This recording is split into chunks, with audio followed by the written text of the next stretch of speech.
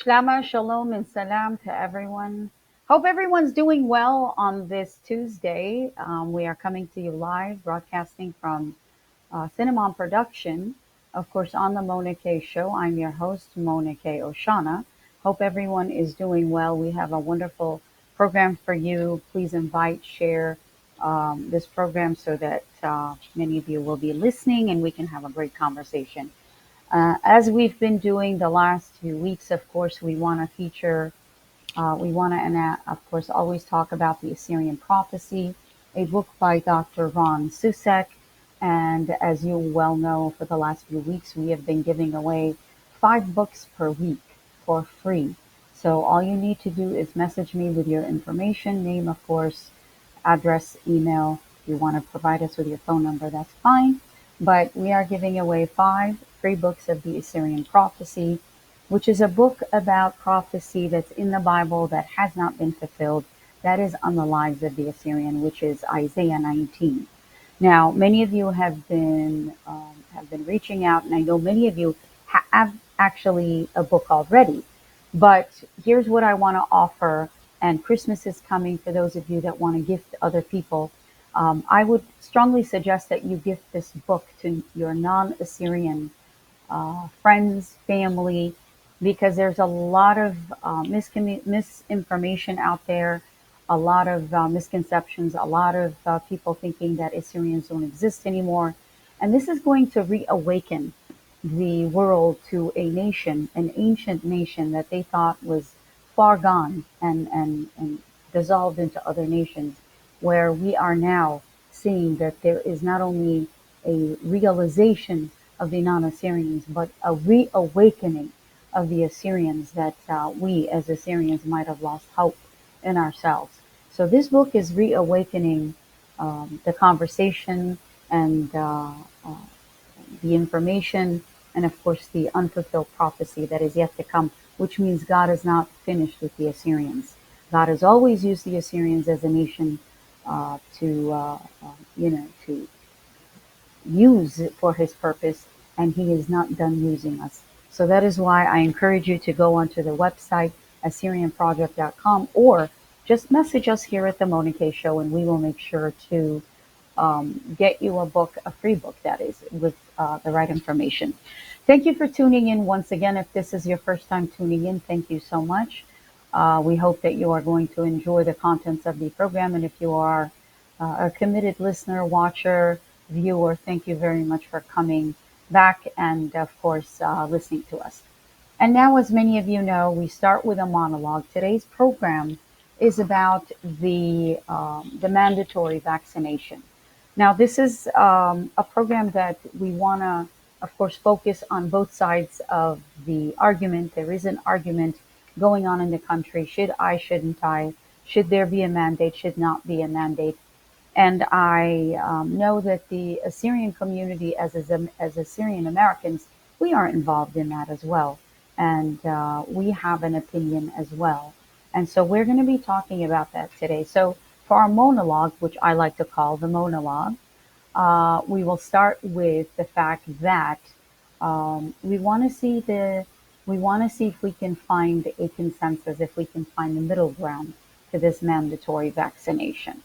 So, but here is the issue at hand. The COVID-19 pandemic has become so politicized that each side of the aisle can, in fact, bring experts that will tell you what is working or what's not working. So each one will make the argument and convince you otherwise. This divide is exactly the reason why we must not have a mandate in America. My opinion, of course.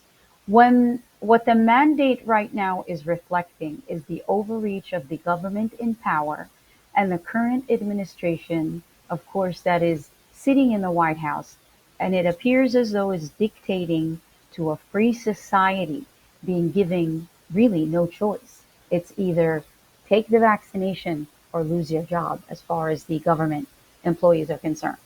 Those that are being forced are basically, and yes, it is a forced situation. Those that are being basically forced are being told to take the vaccine or lose their job. Giving someone a choice of do this or is not American.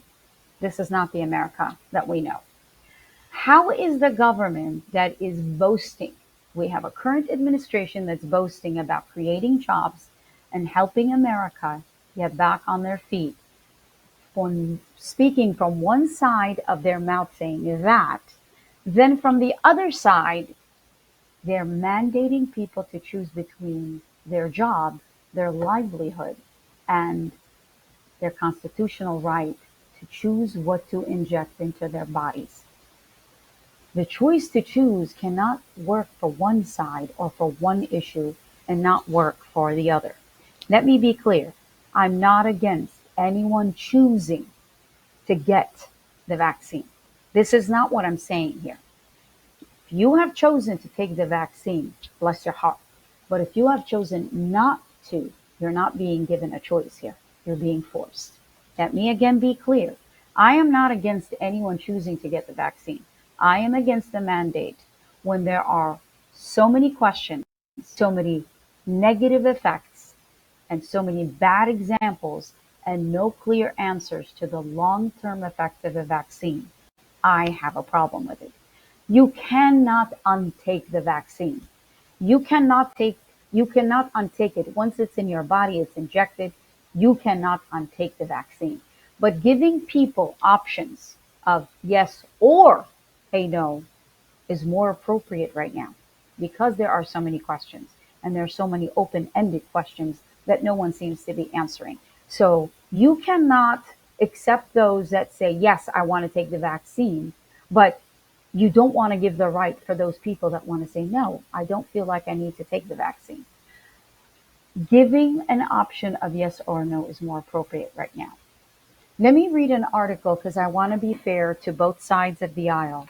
And there's an article called Vaccination Mandates Are an American Tradition, So is the Backlash. The root of U.S. vaccine mandates predate both the U.S. and vaccines. There's an article by Maggie Astor of the New York Times, which was written in September 9th of 2021, which she is basically saying that as disease and death reigned around the world, some Americans declared that they would never get vaccinated and raged at government efforts to compete them. Anti-vaccination groups spread propaganda, this is the article saying, about terrible side effects and corrupt doctors. State officials tried to ban mandates and people made fake vaccination certificates to evade inoculations rules already in place. She goes back to the years 1898 to 1903, and the disease she compares it to is smallpox.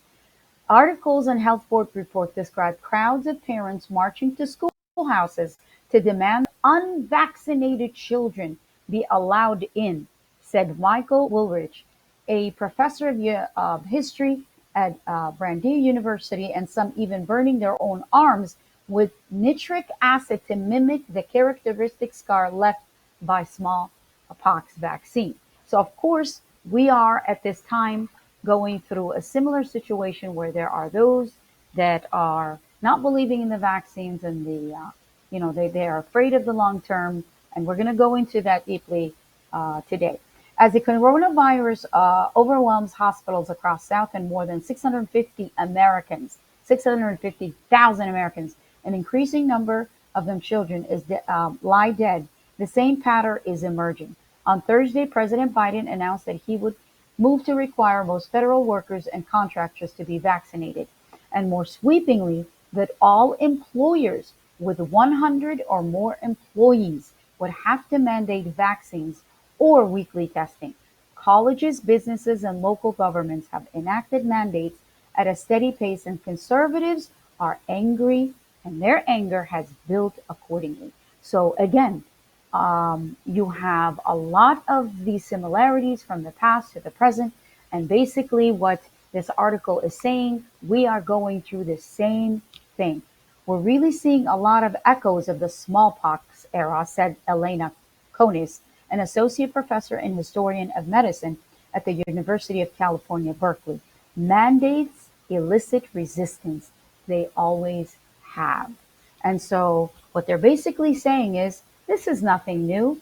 Even though we have a mandate, we are in fact going through exactly what in the past we have gone through, and here we are. We have actually almost eliminated smallpox. Now, I want to get to an article, of course, what happened with the, as many of you know, of the airlines. They placed, I was actually coming back from Washington on that day, and I noticed that our plane was delayed, and we couldn't understand why our plane was delayed. But then we found out that the pilots from Southwest Airlines were actually walking out of their job. They were resisting the mandates. They were actually opposing the mandates. The pilots of Southwest American Airlines, and this is from NPR. It's Alicia Change was hosting a interview, and in that article, "Airline Pilots Push Back on Vaccine Mandates" is the title. It says, meanwhile, pilots at Southwest and American Airlines have also gone to court to try to block their employers' vaccine mandate, citing, among other things, that the vaccine side effects could make them medically unable to fly. NPR's David Sharper reports. So they are basically saying they are afraid of the long term effects, that even though the mandate, here's the catch 22 here. Even though the mandate is now, uh, they're saying to them, if you don't get the mandate, you'll lose your job. But at the same time, what they're afraid of is the long term effect of the vaccine, of the medicine in the vaccine, is actually going to prevent them from being able to medically fly. So here they have a catch 22 that they don't know what to do with. And this is why, again, my monologue today is about mandates. Maybe we jumped too quickly to mandate it. Maybe we should have waited a little longer, because I think people are actually listening, they're abiding, they are distancing, they are following the guidelines of the policy of the government and the CDC. And I don't think anyone is resisting as far as the policy and the guidelines and the rules are being affected. So the mandate, I think it's not warranted at this time, is all I'm saying. I think it's a little too early. And I'm going to go on and speak about what exactly happened. Now, if you're a government employee, you have decided that, and you have decided that you want to take the vaccine. Obviously, I'm not speaking to you. You already have exercised your right to choose. You're exercising your right to choose one way or the other. But for those that are being mandated or being forced and being given the choice to take the vaccine or lose your job, in my opinion, that's not constitutional. People are beginning to stand up and fight this mandate, and there's a reason for it. As many of you probably are aware, and I just read the article, not only the pilots from Southwest, but other airlines are actually following suit. American, Delta, but there's also medical staff, nurses. What do we need more than anything right now? Doctors, nurses, medical staff. Medical staff, you have heard more than I have, or just as much as I have. All of the testimonials of nurses saying, I left my job. I was working here 30 years. I left my job. I was working, doctors leaving their jobs, going somewhere else, or not just, losing their livelihood. There's military personnel as well as police officers. And here is one example. I'm going to have you, and Fred's going to show you a video right now of Sergeant David Gutierrez of the San Jose Police Department, who just left his job. And here's a Fox News interview that they just did with him. So we'll go ahead and see this together. A former Navy SEAL sounding the alarm on hundreds of Navy SEALs quitting over these vaccine mandates. And it's not just happening in the military. Law enforcement members are also fighting back, including a veteran police officer out in California who hung up his badge over the vaccine requirement for all city employees. David Gutierrez served nearly 30 years in the San Jose Police Department, and he joins us now with more on his decision. Good morning to you. Good morning. Good morning. And, I just want to thank God for giving me the strength to step out of my comfort zone, and thank you for the opportunity to speak. Oh, well, thank you so much for coming on. It's an important topic, and thank you for your service out there. Tell us why you decided to hang up your badge. Well, when we received an email saying that you're going to have a vaccine by a certain date or face discipline up to including termination, and I took it as a threat, and because I don't plan to be vaccinated, and I decided to turn in my badge so I can speak up because others can't for fear of losing their job. Sergeant, how hard of a decision was that? Very difficult, especially after serving for that many years and putting on the uniform so many times. The last time I put on, it's emotional. You're being forced to leave your job because you don't want to get this vaccine. Are you alone in this in your department? I'm definitely not alone. There's several hundred people throughout the city that back this, and it's unfortunate because they were doing weekly testing for a very short period of time before they moved on to this mandate. And while most people don't want to do weekly testing, they would much rather do that and keep their job than be forced to get a vaccination. And the mayor had said that this was done to protect the employees and the population, but the thing is, they're not testing the vaccinated employees, and we all know that vaccinated people can get the virus and spread it without knowing even.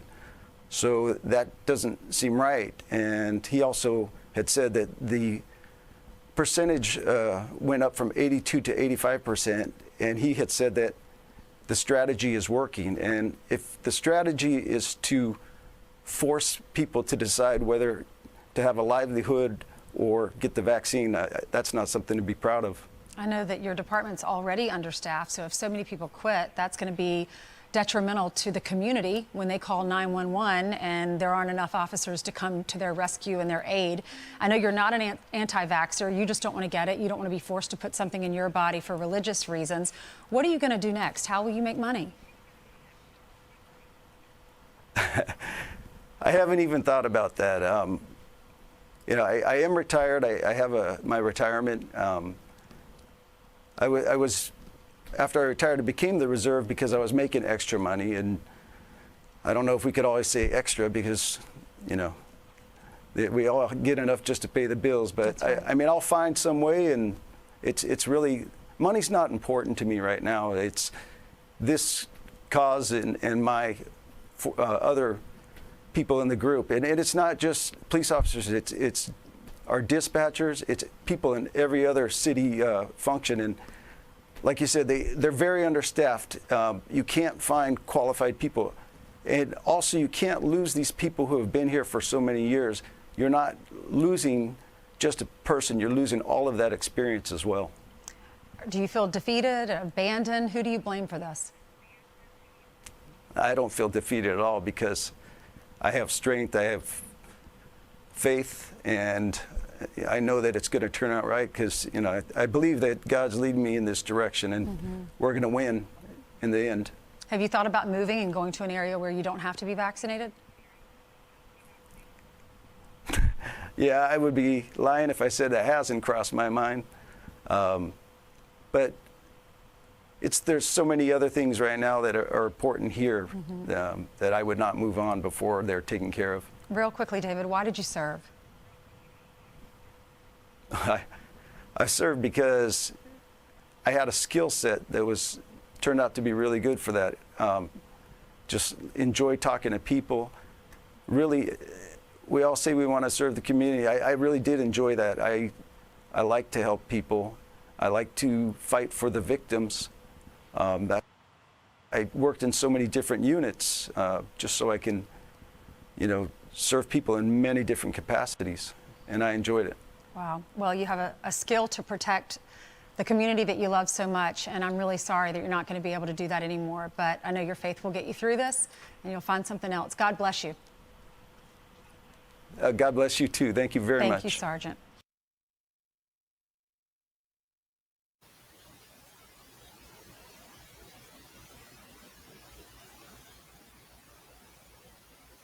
And here you see a police officer that really did not want to quit, but he had to.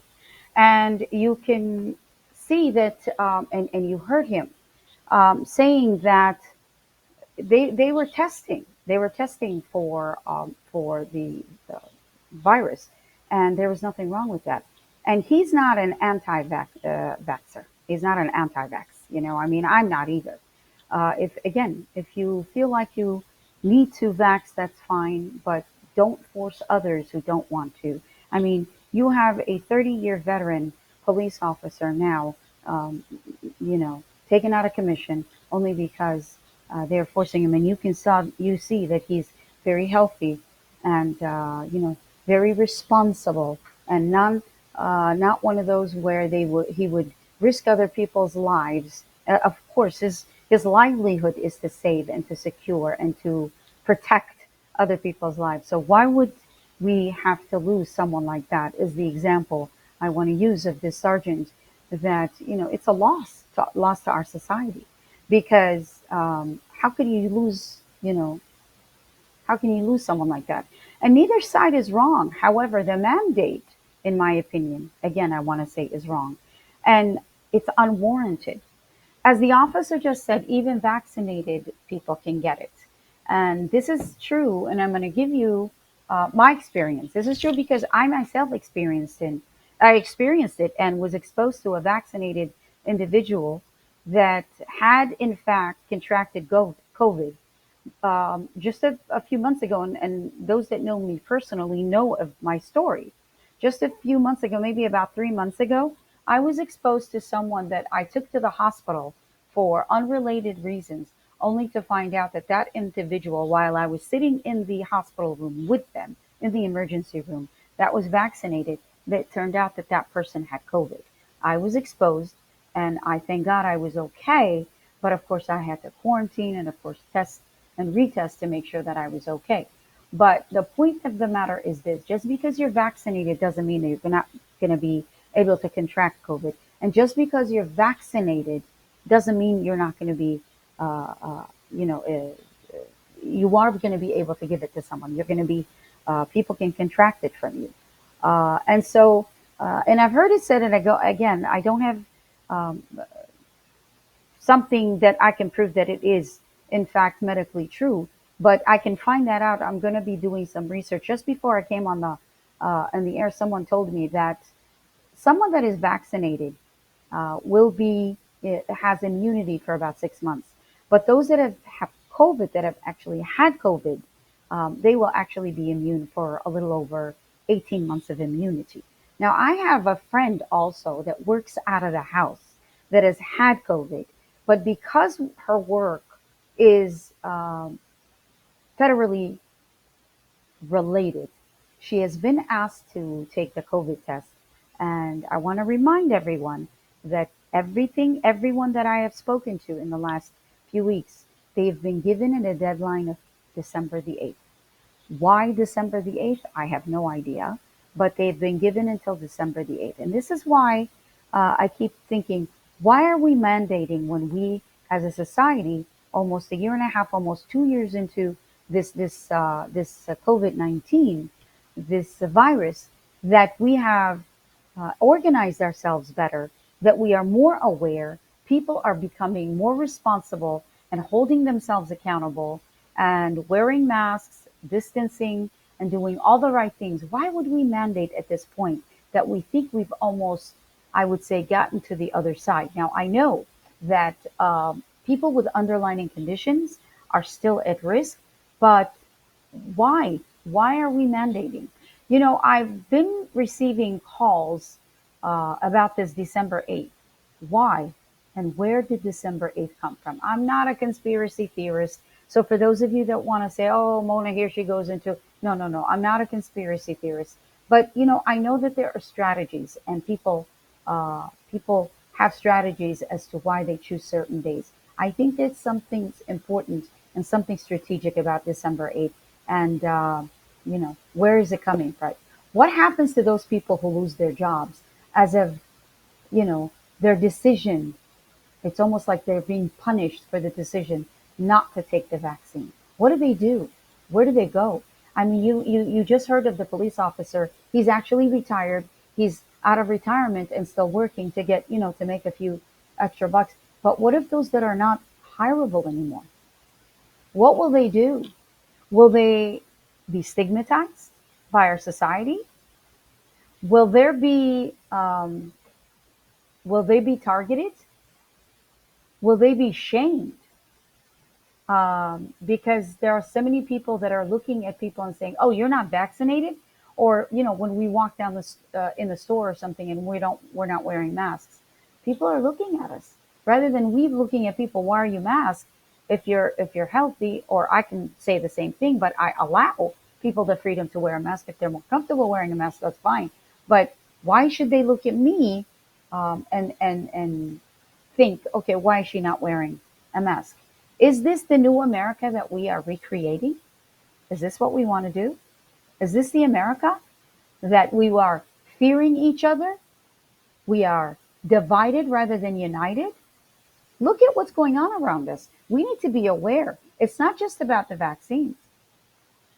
What was wrong with our fathers' America? Now, I just read an article that we had similar situation during the smallpox in the late 1800s, early 1900s, and we were able to stay united. Why are we so divided today?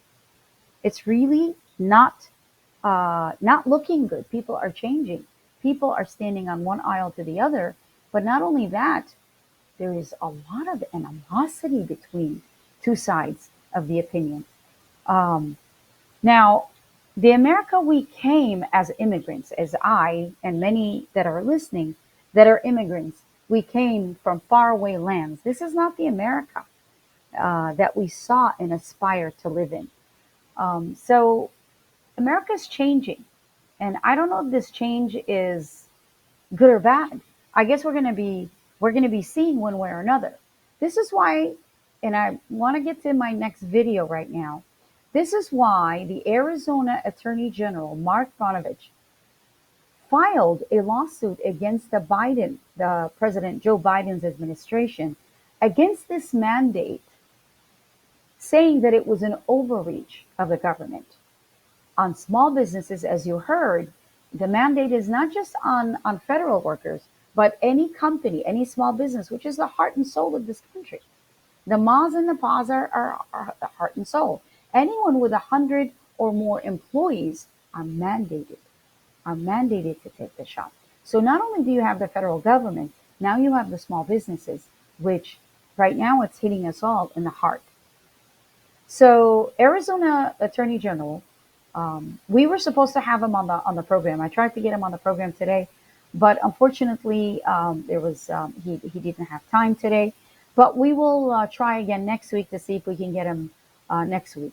In the meantime, here's an interview that he conducted with Pastor C.L. Bryant from Freedom Works, that he gave his detail as to why this lawsuit is very important. Joe Biden has directed the Labor Department to require employers with 100 or more employees to either force their workers to get vaccinated or tested for COVID-19 weekly.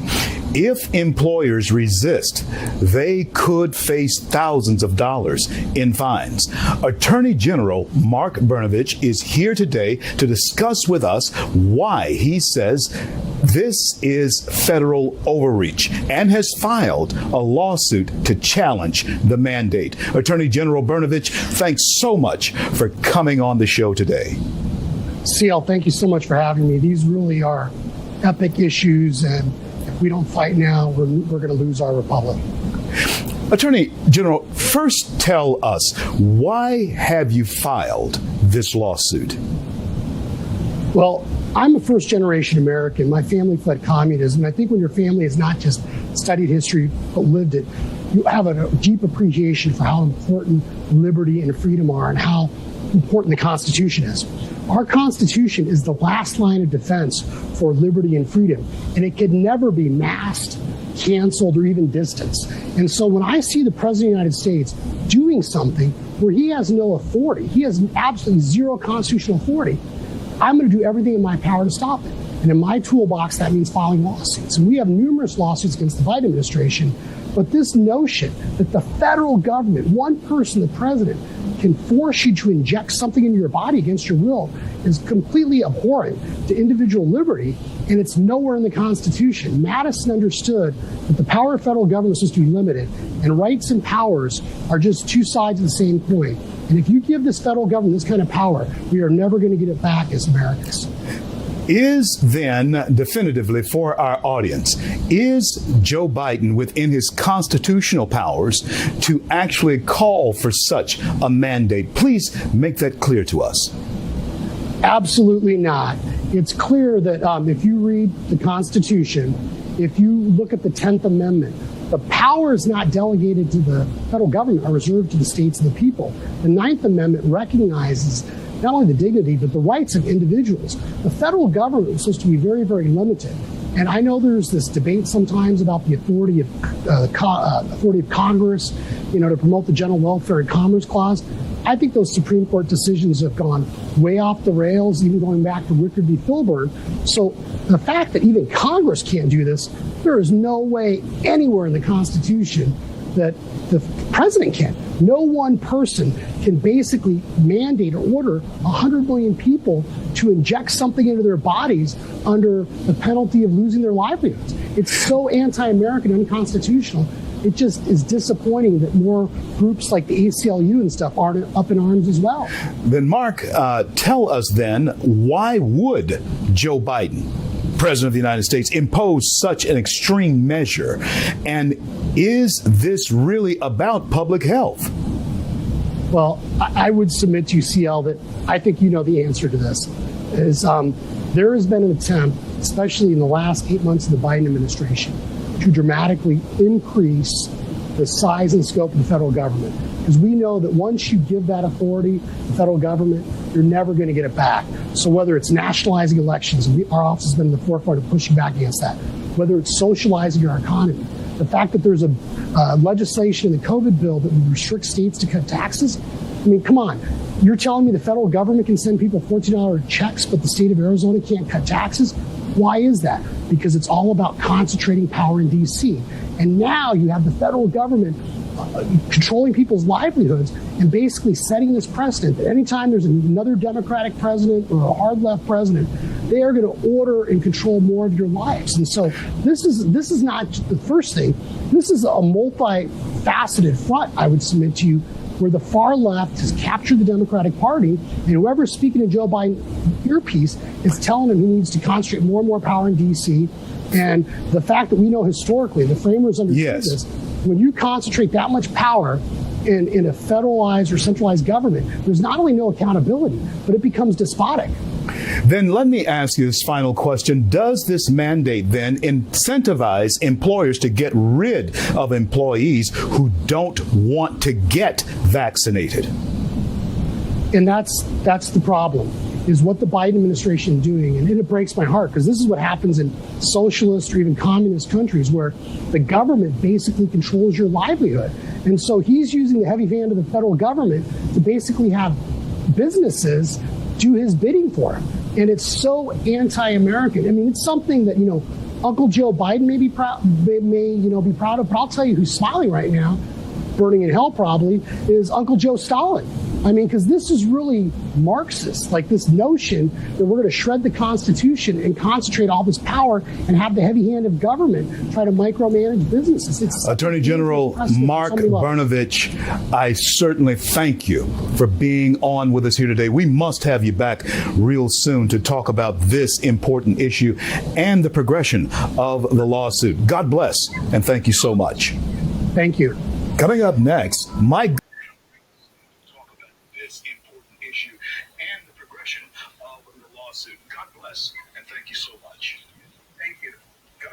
And as you just listened to Attorney General of Arizona, he seems to be saying that it is in fact unconstitutional.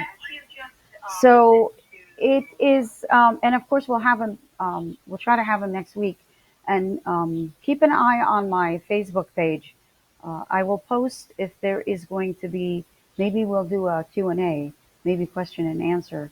And I know that a lot of us are confused about what's going on, and it's almost like we want to comply, but what is the government doing? There's so many questions that we're asking, and this is one of the reasons why many people are actually concerned. And I'm reading from an article, Arizona Attorney General's office, that was released, and I October 22nd, a few days ago. Attorney General Mark Bronovich requests temporary restraining order to stop Biden administration's unconstitutional COVID-19 vaccine mandates. Now, all I can tell you at this point is if you are in Arizona and you are being given this choice to take the vaccine or either be fired or resign, I don't know what the process is. I don't know what happens to those that are not taking the the vaccination and what happens on August or actually December 8th. All I can tell you is I would encourage you to call the Attorney General's office and let them know that you are one of those individuals that is doing that. And for those people, and you heard from the pilots, and many of you are listening, the long term effects of the vaccine is a concern. Let me read federal contractors and employees under that title what this article is saying. Today's amended complaint adds new claims asserting that COVID-19 vaccine mandates violate the constitutional right of federal employees, contractors, and subcontractors, and that President Biden does not have the legal authority to impose them. It also alleges and mandates that violates individuals' statutory right to refuse vaccines available under emergency use authorization, EUA, from the FDA. This is the next part that I want you to hear. Only one of 3 COVID-19 vaccines is subject to President Biden's COVID-19 vaccine mandate. Only one of them has been approved by the FDA, which is the Pfizer vaccine. The other 2 available, manufactured by Moderna and by Johnson & Johnson, are not FDA approved and are only available under EUA. Additionally, there is no evidence that the vaccine is being distributed in the United States. A notice posted by the NIH in September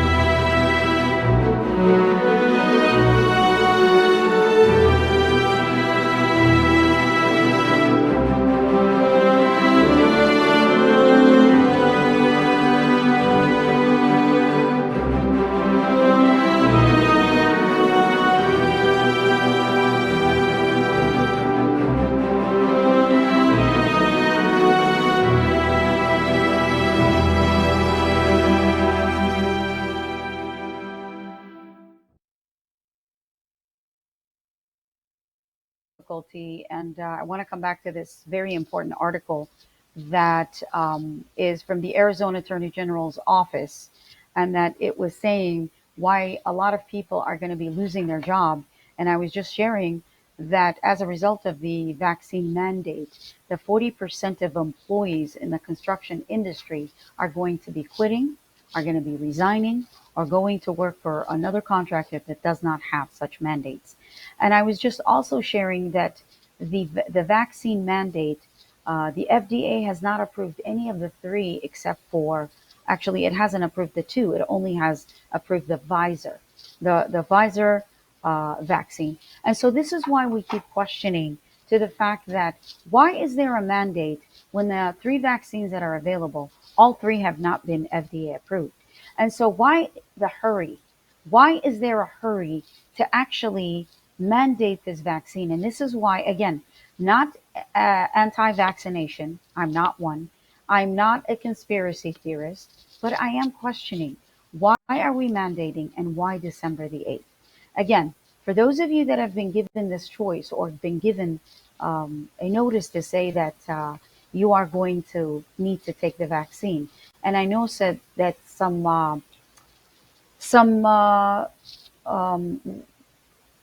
pharmacies are now, there's talk that some pharmacies are going to require that their employees also get vaccinated. So again, we can understand the federal government can mandate it to their employees, and if you want to choose to work for the government or not. But when you have private, hospitals, you have private companies, private employees, the mas and the pas, the small businesses, why would you mandate it to them? And so we have yet to hear, and I would love to hear someone from the other side speak on that to see. And I know that there is a problem with the mandate, not just from one side of the aisle, but from both sides of the aisle. So I'm wondering, as Americans, is this right? Because we might think to ourselves, in the White House we have a Democrat, but when there's a Republican in that White House, we might not like the trend or this path that we are leading into, because as it always happens from one side of the political spectrum to the other, they're gonna go against each other. There's going to be a conflict. So we need to come together united as a United States of America. We need to come together as Americans and to think about this. And when you have the Attorney General of Arizona filing a lawsuit and filing a restraining order against the administration, something is up. Something is not right. Something is not going on. So hopefully we can get Attorney General who's actually running against Senator, the incumbent senator here, the Democratic incumbent here, against in the Senate race. And I know elections are coming up as well. We'll see if we can try to get him next week. If not, then maybe we can pre-record a interview with him to air it and broadcast it here. So to see if we can answer some of these questions, because it truly is mind-boggling that we are living in America. And for those of us that are immigrants, and I'd like to share our experiences, and by all means, this is not to stand against the vaccination, but as far as the mandate is concerned, I think all of us are familiar with the countries that we came from. I was born in Iraq. I know that those that are watching, some of them are born in Syria, Iran, Lebanon, whatever countries, Turkey. We remember these mandates. These mandates come from authoritative governments, from dictatorships. We know that, socialism is a forced situation where, they would knock on our door. I have a mark on my arm here that I often show my kids to say, here's my passport of vaccination, because they knocked on our doors. And I don't even remember if my parents were home, but the government officials that had shots with them, that brought the shots with them and said that all the population has to in fact get vaccinated, and we had no choice. We had no choice. But here we have a government, a free society, under one of the most free, liberated, free thinking, the most human rights encourager of any country, the Constitution of the United States of America, the rights that, you are endowed with so many rights. And here you are being given a choice between your livelihood and to take the vaccine. Now, is the vaccine at this point, and again, I keep mentioning this, is the vaccine that dangerous at this point that we have all lived through? Those of us, I know there's many, I've gone to many funerals myself. This is not to say that I've not been touched. We have all been touched. There's no way anyone has not been touched. It's not possible. If a human being in this world You have been touched by vaccine one way or another, by a loved one, by a friend, by a colleague, by a neighbor. Someone that you know has in fact, uh, someone that you know passed away from COVID. Stories go on and on. So this is not to say that I am completely removed, but here's the thing. The mandate as an immigrant, the mandate is so similar to the countries that we escaped. The way that the government is putting out this mandate, it's a situation where when the person is afraid of the government, something needs to give. Something is going on. When the person that is left to make a choice of my family, feeding my family, or taking a shot that I don't know what it's going to do to my body. This is not to say that there's something wrong with the shot. This is not to say that the shot is going to um, affect them medically in any way, but there is a chance. Again, otherwise, why would the FDA not approve the other two vaccines? They just barely just approved the Pfizer vaccine. And so my question once again is, why are we comparing America to a government that forced its population, not just by vaccines, but forced their life, controlled their lives completely, controlled the schools, controlled the indoctrinated children, forced people to become part of unions or the government institutions so that they could keep control and so they can tell them what to do here. These are countries we escaped from to come to America to exercise the freedom of our mind, to exercise our liberties as human beings. And one of those things is that if I choose to put that vaccine in my body, that is fine. But if I so choose not to, why am I being punished? And when I say I don't have a federal government job. I'm not being forced. Don't have that choice. But I know many that are close to me that have been given that choice. So, attorney Mark Brnovich is actually, works for us as Arizonans, and is doing this on this behalf, and we want to thank him for the fact that he has risen to that position to act on behalf of the people. There might be more people that have taken the vaccines, but that does not mean that the minorities should not have a voice. That the minorities, those who don't want to take the vaccines, should not have a voice. This is America. Everybody has a voice, and that voice should be given an opportunity to be heard and to be respected and to be honored. And by Constitution, we have to accept someone's decision made by themselves. And I see that someone is writing, it's an outside force that are forcing America to force vaccines on us. This is my personal opinion. And you know what? That could be very true. Who is forcing us to do that? I don't know. Again, not to be a conspiracy theorist, but as Americans, this is our pride and our joy to question our government and to question our leaders and to question, why is it mandatory that I put medicine into my body for a disease or this virus that, one way or another, we don't know what type of a virus it is, how it acts, if a vaccine is going to cure it. We don't know where it came from, how we contracted, how it's not how to keep at bay from it, where it came from. So too many questions for us to be mandating at this point to say that we must force society. Because if you're saying, oh, we're only forcing this, is no, you're forcing everyone just about, and you're not forcing the minority, really. I mean, you're giving them a choice at this point to say, you're no, really, what a choice. What choice is that, really? I mean, it's not a choice at all. And this is part of, hello, everyone. Hi, Jeanette. Hi, Sarge. Thank you so much. Yeah, Jeanette, I see what you're saying. Um, and this is our right to say that, because we seem to be at this point, and I hope Facebook doesn't censor us for talking our minds, but we are only speaking according to what we gained as legal immigrants that came to this country, that have been muffled, that have been silenced, that have been controlled to say what to say and what not to say.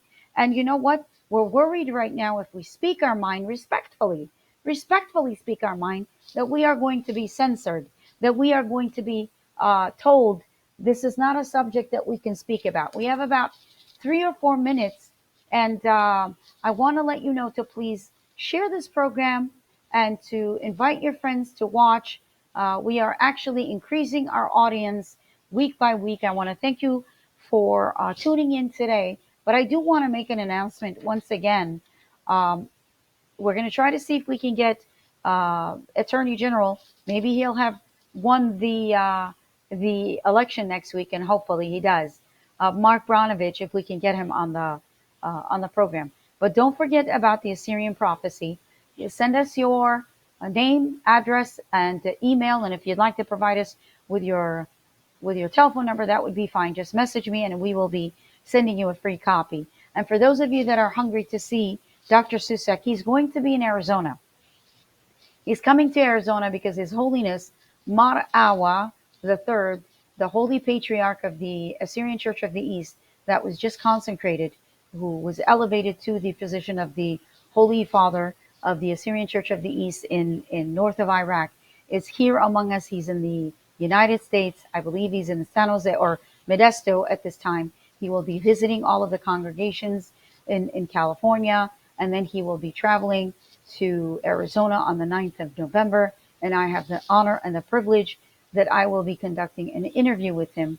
And we arranged it so that Dr. Susek is going to be there, because as you who have been listening to this program, when we interviewed Dr. Ron Susek, he said he would love to have, to get the new patriarch's blessing on this mission, the Assyrian Project, and of course the book, and to be able to move forward with the mission, to be able to get His Holiness Mar Awa III's blessing. And I have arranged it that they will be meeting during this interview, and as soon as we have it recorded, we will very well, of course, we'll be very glad to be airing it on this broadcast. So I just wanted to let you know, and I know there is someone that is writing, yes, we left our countries to live in freedom, to have an opinion and voices to be heard. So, you know, this is to this administration. You have a lot of legal immigrants that are law abiding, that are tax paying, that are decent citizens, that are people that came here escaping those kinds of governments that muffled us and silenced us. We want to speak up, and we want to say, we want our chance to speak up, to say yes, to have a decision to inject or to not inject something into our bodies. And I agree with you, sister. And I just want to also let you know that your name and your information for the free book has been sent to the headquarters of Dr. Susek. And those of you that are waiting, you're going to have a signed copy of the book, The Assyrian Prophecy. And this is one of those things that, we are talking about as legal immigrants, as Assyrian Americans. We have gone through hell and back. And here we are in America. We are, silence is not going to be an option. We're going to speak our mind. We will remain respectful. We will remain peaceful, because every country that we've ever gone to, every conflict that we have ever had and we have ever gone through, we have always remained loyal to our faith, and we have remained peaceful. We are one of the most peaceful nations, without a country, a stateless nation that has remained alive as a result. And I thank God for our churches, because without our churches, without our holy fathers, without our faith, we would have been lost. We would have been diminished and been, we would have been annihilated, and we would have not existed anymore. But Assyria, thank God, still exists, because God is not done with us. So I do want to thank you. I think we have reached the end of our program. And until next week, we want to thank you for tuning in. Tell your friends, share this program. Once again, we are going to try to see if we can bring in Attorney General Mark Bronovich next week, so that he can answer some of these questions as to where this lawsuit is going to go, what's the basis of the lawsuit, And why are they? One side is saying the mandate is constitutional, and yet you have the other side saying it's not constitutional. Lack of consensus. I think there should not be a mandate. We should leave things alone because people are abiding by the rules of the CDC, and when there are policies and rules and regulations being given, we are following. So you know what? We have learned a lot. We have grown a lot. I think the mandates are not warranted. Until next week, we love you. Please tune in once again next week at 8 p.m. Central Standard Time, and we will see you. Love you. Shlama.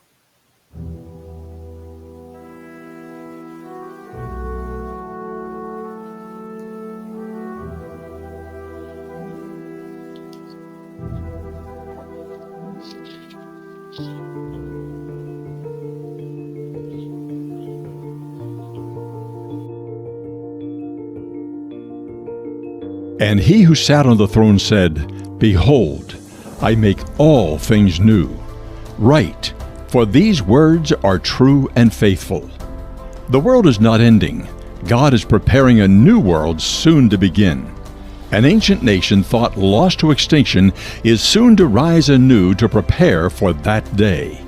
Isaiah identified this nation in a prophecy that has been hidden in plain sight for some 2,700 years. Its name is Assyria. My new book, The Assyrian Prophecy, reveals how Assyria will join with Israel and Egypt to bless the world under the soon-coming Messiah. Amid today's chaos, God is searching for righteous people through whom He will bring the prophecy to completion. When you reach the end of this book, one question will be in your mind: Lord, what would you have me to do?